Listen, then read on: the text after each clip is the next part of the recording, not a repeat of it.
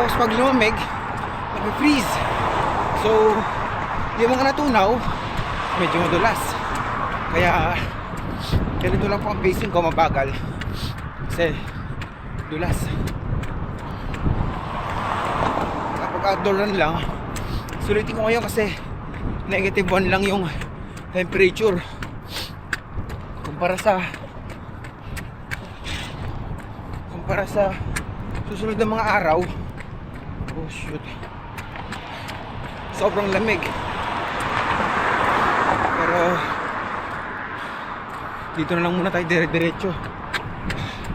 Nakikita ko kasi yung doon kasi ako tumatakbo, isang pahaba na yun. So kung makikita nyo, nakita ko kasi yung daanan